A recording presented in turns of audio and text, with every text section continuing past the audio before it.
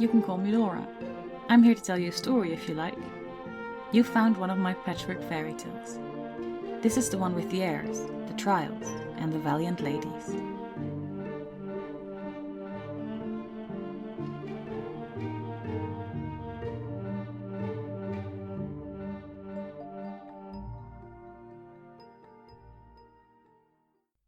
The Suitable Suitors.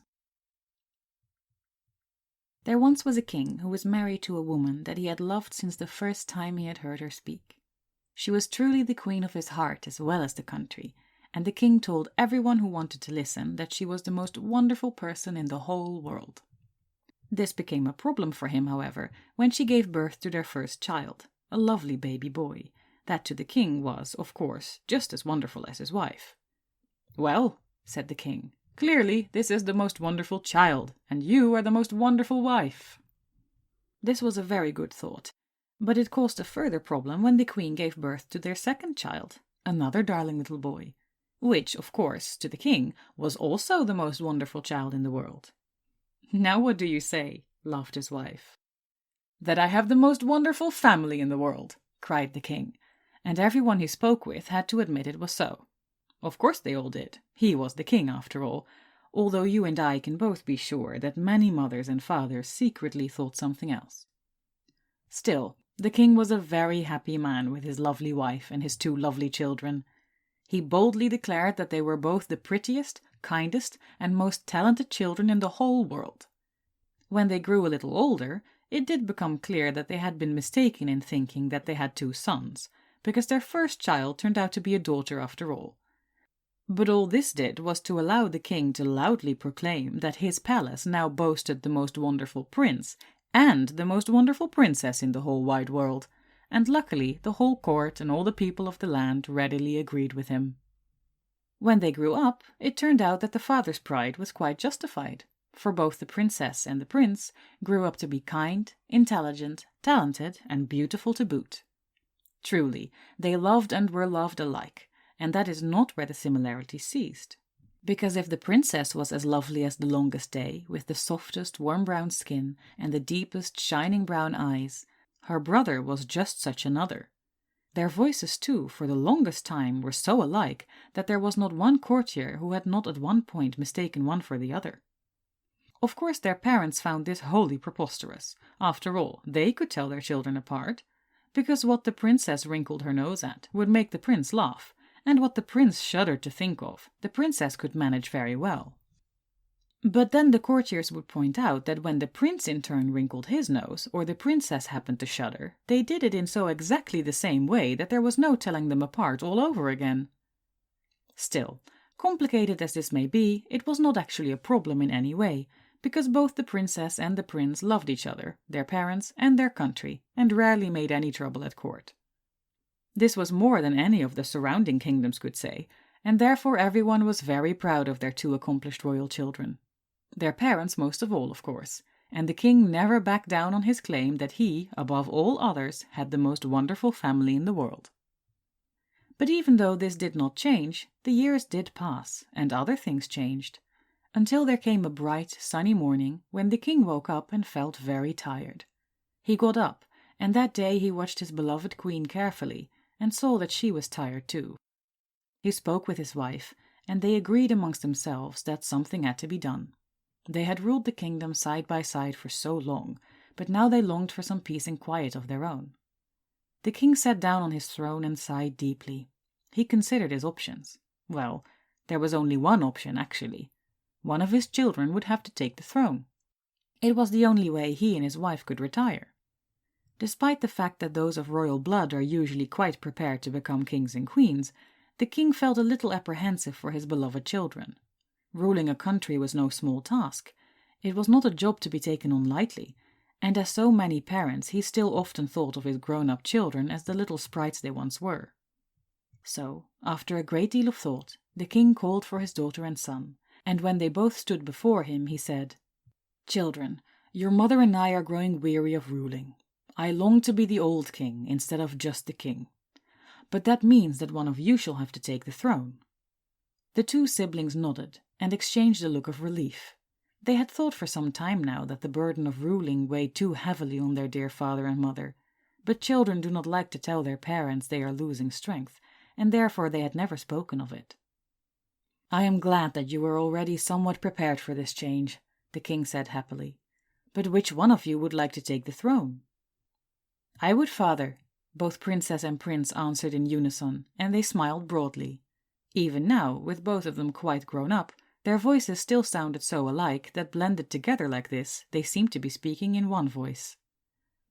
"I see," the king said. "And is there one of you who cannot stand the idea of never taking the throne?" The siblings looked at each other in surprise, their eyebrows raised in exactly the same manner, and answered, "Not me, father. It isn't as important as all that." "Well," sighed the king, "it seems that once again you are in perfect agreement with one another." "Indeed," the siblings laughed. "That does not make my job any easier, though," the king grumbled. "Sorry, father," his children chimed. "Well, run along then," he said. "Leave your poor father to think in peace." Truly, neither the prince nor the princess knew a solution to his predicament, so they both kissed their father on one cheek and left him alone to think. No matter how hard the king thought, however, he could not reach a decision. He loved both his children equally. He valued their abilities equally. They were esteemed by the court and loved by the people equally too. No matter how many secret differences he knew were hidden behind their perfectly matched faces, none of them made a difference now. The king couldn't choose between them, no matter how hard he thought. "We're in a right fix, dear wife," he said to the queen. "How shall we ever decide which one of our children must take the throne?" His wife, however, was a wise woman, and she thought of something quite important. "Husband," she said, "I think you should wait with naming a successor until our children have each found a partner. Because even though both our children are equally suitable to rule, their partners of choice might not be equally suitable to rule beside them." "How right you are, my love!" the king cried. "That is a good thought indeed." So the royal parents related this important consideration to their children. "That is, of course," mused the king, "if you wish to marry at all." Both of his children got very flustered for a moment, but both of them confided that, if they could find the right person, they really would like to marry some day. But they agreed with their father that not every right partner would make a right ruler, so they agreed neither of them should pledge to take the throne until they at least found the person they wanted to marry. Now, even though their parents told them that there was no hurry at all to be married, of course the princess and prince walked away from that meeting with their heads very crowded with thoughts. They rambled through the royal gardens for a long time, talking with very few words, and nevertheless understanding each other very well. So well, in fact, that after 2 or 3 of these rambles, the royal siblings, for the first time since they were quite little, both ended up dreaming of their future weddings. It was no surprise, then, that there were considerably more balls and parties at the palace from that moment on. All the young unmarried royals and nobles were invited, and each and every one of them came. The royal siblings danced with all of them, which gave them sore feet, and they talked with all of them, which gave them sore throats, and then they thought about all of them, which gave them sore heads. But the end of it was that the poor siblings were sore all over, and more importantly, sorely disappointed with all their noble suitors. None of these genteel men and women lived up to their expectations, and of all the people they met, there wasn't one they thought they could love. So both the princess and prince remained without suitors, and the king and queen remained on the throne. "It is a pity there aren't any more suitable suitors to be found," the queen told her children. "But perhaps it is better to happen upon a good match than to seek them out." The prince thought that was a very pretty thought, but the princess thought it was a rather troublesome one. So while the prince tried to forget about marriage and engagement for a while, the princess started writing her friends, and asking them if they did not have any nice young people hanging about the palace that might be worth looking at. One of the princess's dearest friends, a young duchess, replied immediately. She knew exactly such a young woman, a young countess from a neighboring country, who had arrived at the duchess's court about a month ago. She was traveling to see something of the world, and the duchess was sure the princess would like her very much. So she wrote to her friend, "I will send her to you as soon as I can. I am sure she'll be glad to go, for I've kept her in one place for quite a while already. She is traveling with a good friend of hers, a baroness, also quite a charming girl. I suppose they'll be coming together, and I'm sure you will like them both." The princess was very pleased and quickly went to tell her brother and parents that 2 young noblewomen would be visiting very shortly, with compliments of her friend the Duchess. Her parents were rather surprised, but quite willing to receive the 2 young women. Within a fortnight they arrived, and the king greeted them cordially and invited them both to his table. Of course the young women accepted, and that night they dined with the royal family, sitting across from the princess and the prince, who looked even lovelier now they were a bit anxious to please. The baroness was a very gallant young woman, and she spoke beautifully. Her friend the countess was not so poetic, but twice as quick and clever. Both of them were very entertaining dinner guests, and the king and queen were quite pleased. The royal siblings were more than pleased, they were delighted. They sent hints their parents' ways all evening, and at the end of the meal the queen invited both young women to stay for at least a week before they set off again to see more of the world. Both baroness and countess gladly accepted, and the next night they made sure they sat opposite the prince and princess in exactly the same way.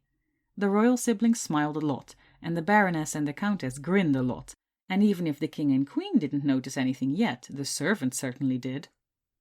The week's visit was extended into a fortnight, then into a whole month, and just when the king had begun to wonder if he would have to invite them for half a year to keep his children happy, both the young women asked for a private talk with him. "You seem to be always together," he answered them, "so I will see you together. Do tell me what is troubling you." There was nothing troubling either of them, they assured him, nothing but the deepest love and affection. Passionately they both confessed to him that they had fallen in love with his children, the baroness with the prince, and the countess with the princess. "And if we could only marry them," they said, "we would never have a wish to see any other part of the world than this one." The king thought about this and politely told them to wait in their rooms. When they had gone, he quickly called his wife and children. His children were both quite flustered, but not at all surprised. It seemed that their young suitors had had a word with the partners of their choice before they chose to speak to their father. "Ah," the king said, "so you are both in love as well?" His children didn't answer, but the truth of it was quite visible on their faces. "You with the baroness?" the king asked his son. The prince nodded. "And you with the countess?" he asked his daughter. The princess nodded too. "Well, that's a relief," the king declared. "Oh, my darlings," the queen gushed, and she hugged and kissed both her children. "Oh, we're going to be so happy," the princess laughed. "Perfectly happy," the prince sang. The king smiled at them both and pressed their hands tenderly.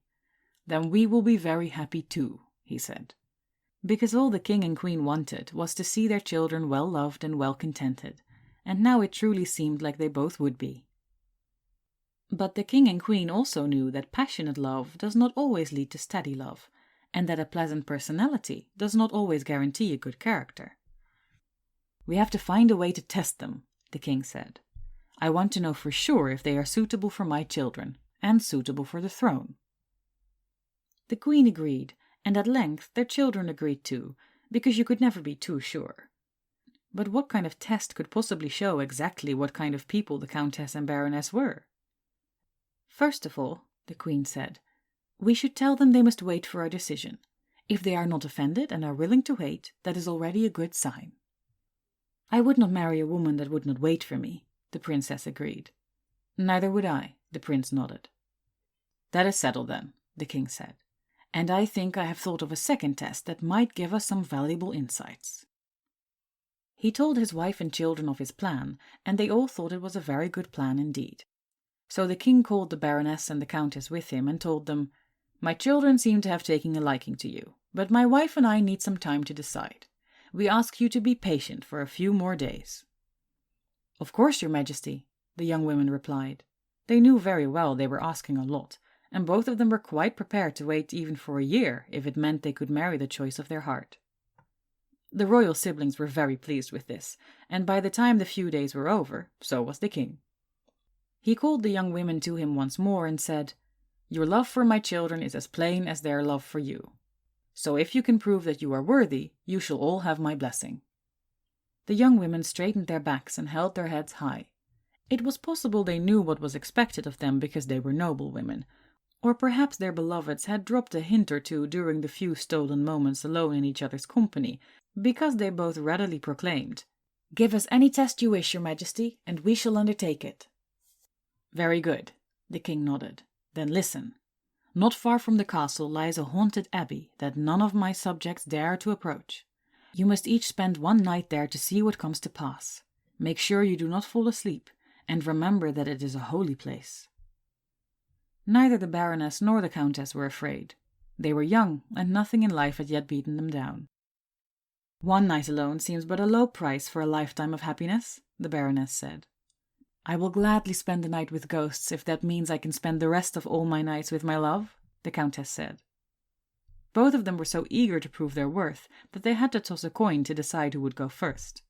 The Baroness won, so the Countess wished her luck and had to stay behind at the castle. That, perhaps, was the greatest trial of all for them, because these two friends had not let anything separate them ever since they set off from home. Even so, the Baroness went to the haunted abbey alone. She entered it at sundown and walked straight to the large abbatial chapel where the altar stood. There she sat down in quiet contemplation, because that seemed the right thing to do in a holy place. For a long time she sat, waking in the dark, but then the clock struck 12, and a whistling wind blew through the cold corridors. Strange shapes took form, strange sounds swelled, and a troop of ghostly men appeared in the abbey hall. They laughed with hollow voices as they chased each other between the benches. In their presence the abbey filled with light like candles had been lit everywhere. The Baroness stood up and raised her hand to the strange ghosts. "Be quiet," she said fearlessly. "This is a sacred place." But the ghosts laughed at her and started to deal cards. They invited the Baroness to their game, but she refused, for one shouldn't gamble within abbey walls. The ghosts made an awful racket and insisted she played with them. "I won't yield for evil, and I shall not gamble," the young Baroness said bravely. Still the ghosts did not cease their games. No matter how sternly she spoke to them, they would not leave the abbey. "We play here every night," they jeered. "If you wish us gone, you must make us go." "So be it," the Baroness said severely, and she drew her sword. Without another word, the young Baroness swung her sword and drove the steel straight through one of the ghostly players. The ghost did not wound or bleed, but he vanished in thin air and did not come back again. "You have seen what I did to your brother," the Baroness spoke to the other ghosts. "Now leave this place, or I shall make you leave." The ghosts did not flee, they rushed at her instead. Terrible howls they made echo between the abbey walls, but the young Baroness stood her ground and swung her sword until there were no longer any ghosts to be seen. She stood guard all night, sword in hand and head held high, but the ghosts did not return. When the dawn came and still no ghosts had come back, the Baroness went outside. There the king, the queen, and the two royal siblings were waiting, with the prince standing at the front. "Tell us what happened," ordered the king, and the Baroness told them all she had said and done. The prince's face was lit up like the sun itself. "You are the bravest, most fearless, most honorable woman I have ever met," he beamed. "Father, I don't care if you think we are fit to rule together. I want to marry her and no one else." The Baroness had never been happier in all her blessed life, and yet a moment after her happiness was increased tenfold, because the king nodded approvingly and gave his permission for the marriage of the prince and the Baroness. There were embraces and congratulations all round, but soon the king raised his voice and said, "Now we must get the Countess and prepare her for this test." The prince was secretly certain that his sister's suitor would not do as well as his, and the princess was silently just as sure that her beloved would do even better. The Countess was told none of this, though, and she was not allowed to speak with her friend the Baroness. So when she entered the haunted abbey that night, she knew nothing of what awaited her there. Because of that, she had no idea she was doing the opposite to her friend by passing by the chapel and finding a little room down one of the corridors to stay in.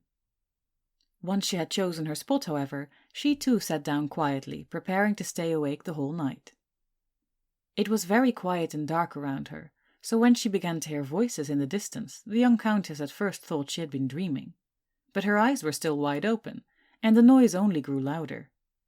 Curiously, she went to investigate, and in the great hall she found the merry ghosts playing at cards. "Ah, friend, we did not know you were here," they exclaimed. "Do sit down and join us." The Count thanked them for their invitation, but felt obligated to refuse. After all, this was a holy place, and they were gambling. "We were here first," the ghosts roared, "and we shall not go. If you do not wish to play, we shall chase you out instead." "I won't let you do that," the Countess said. "I promise to stay here the whole night." The ghosts made an awful racket, and the Countess realized she would either have to fight them or join them, and after a moment's thought she sat down, took up a hand of cards, and said, "Well then, I shall play with you, but I assure you, you lads will not like it." That was true, for the Countess played masterfully, and no matter how the ghosts schemed and cheated, she won almost every round. When finally the sun rose, the ghosts vanished in the first flickering of sunlight.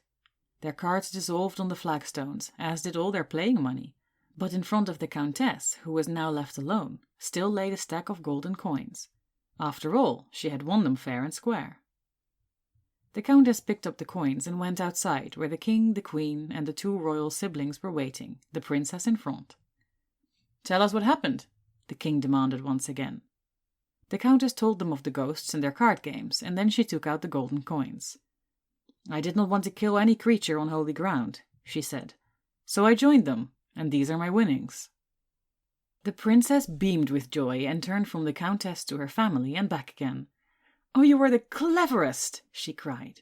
"Brave and sly, and you beat them at their own game, too!" The King nodded and gave this couple permission to be wed as well, although to be honest they hardly even heard him. So the Princess had her Countess, and the Prince had his Baroness, and the weddings were held that very same week, in the haunted abbey. Because the ghosts were gone for good, they had been very much annoyed with the Baroness, and they were so insulted by the Countess that they had decided it wasn't worth the trouble keeping this abbey as their gambling hall. Where they went no one knew, but the abbey made a very fitting backdrop for the two royal weddings. The King was happy, the Queen was happy, and both the young couples were more than happy. In their vows they made all the promises young lovers could possibly make. The King cleared his throat, and the Queen wiped her eyes, and the whole country celebrated, for if there ever was an excuse for a party, this was surely it. When the excitement of the weddings had subsided a bit, the King called all his children before him once more. He smiled at them, and at length he said, "We have thought long and hard about this, and the Queen and I have finally made a decision." Their decision was as follows. Recognizing in the Baroness a woman who would astutely follow orders, but above all would be honorable and brave, the King made her the head of the royal army, so his son would remain a prince. In the Countess, however, he saw a woman that would be calm in a heated situation, and would choose to be clever rather than brash. So he made his daughter queen, which of course made the young Countess her queen consort. Both the siblings and their wives agreed with the old King's decision. They laughed at each other and hugged one another, and as the old Queen kissed her husband, the old King was still very sure he had the most wonderful family in the world. His subjects thought so too. Everyone praised the old royals and drank to the new royals, and the coronation was a grand affair. With all that said and done, the parents could now retire without any reservations or hesitations, and with so many happy couples in the royal family, both the courtiers and the commoners could not help but smile. So happiness was all around, and since I have never heard anyone say otherwise, I think they must all be happy still.